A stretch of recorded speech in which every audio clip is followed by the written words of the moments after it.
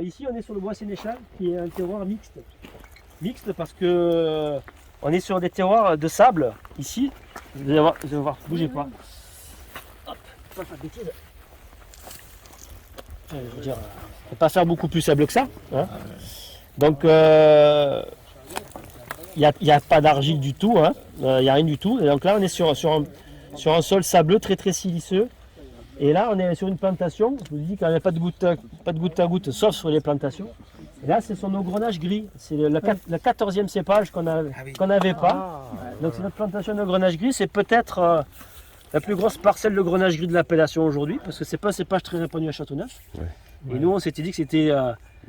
Ça n'a pas l'air aujourd'hui, un chaud, surtout moi j'ai une veste là. On est face nord.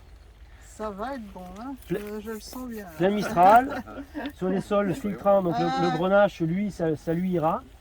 Et en certainement, ça... Pardon ? Ça va apporter quoi le grenache gris, il est différent du blanc dans le sens où il amène une certaine salinité et une acidité plus forte. Peut-être vous avez en mémoire des vins que vous avez dégustés sur le secteur de Collioure, par exemple, c'est un peu là l'archétype. Alors le côté maritime, oui, Collioure, oui. Et c'est un peu cette idée-là d'avoir un grenache à la fois solaire, parce qu'ici c'est quand même des terroirs chauds, mais voilà une tension intrinsèque et on espère une salinité, voire une sapidité. Et puis au niveau textural, moi je trouve que ça fait des vins de fond un peu, c'est assez... une tonicité.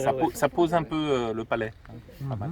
Donc l'idée c'est pas de faire une cuvée parcellaire, quoique peut-être que... c'est pas. Mais l'idée c'était vraiment, voilà, on parlait d'une vision d'assemblage dès le début. Et voilà, c'est quelque chose qu'on n'avait pas. Il y avait un terroir disponible avec les capacités pour. Ça fait face au terroir de Nalis qui est légèrement derrière les arbres. Et derrière, et vous avez vu, alors, je ne sais pas si vous avez fait bien attention, mais la première bâtisse que l'on voit c'est la Charbonnière. Entre la Charbonnière et ici, il y a une grande vigne où les gens est bourgeonnaient.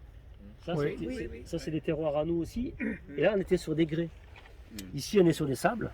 Et derrière nous, on est sur le bois sénéchal, vraiment. Et on est sur les galets roulés qui apparaissent. Donc il y a tout un gradient comme ça qui se fait. Et suivant presque les altitudes, les versants, on a des typologies de sol différentes. Et là où il y a encore 10 ans, tout le monde se battait sur les plateaux ou les versants sud, aujourd'hui les versants nord retrouvent un intérêt tout à fait salvateur. Et on voit un peu de la face nord. On considère qu'on a un peu d'altitude là ou pas? Alors, à Châteauneuf, oui. Oui, c'est pas le Mont Blanc, mais Châteauneuf culmine à 128 mètres. Nalis c'est à 100 mètres, donc on est déjà plutôt en haut. Et ici, on est un peu plus haut, je sais pas, peut-être 105, 107.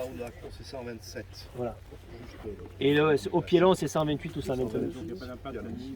Non. Non, par contre, ce qui est important à l'altitude ici, c'est pas vraiment le côté altimétrique, c'est l'exposition au vent. Parce que nous, c'est un pays de Mistral. Et dès qu'on est haut, c'est souvent des milieux ouverts. Et là, le Mistral, il passe beaucoup plus fort. Donc c'est plus frais, en ressenti. Par contre, il y a plus d'évapotranspiration. Donc on perd de l'eau. Donc sur les plateaux exposés au vent, il ne faut pas mettre des cépages trop sensibles à la sécheresse. Sinon, ils désamorcent la pompe à eau, ils sèchent. En 2 jours, ils sont secs. C'est plutôt des grenaches en haut aussi pour ça. Souvent, on parle de profondeur de sol, mais c'est souvent, il y a aussi un problème de vent et d'évapotranspiration.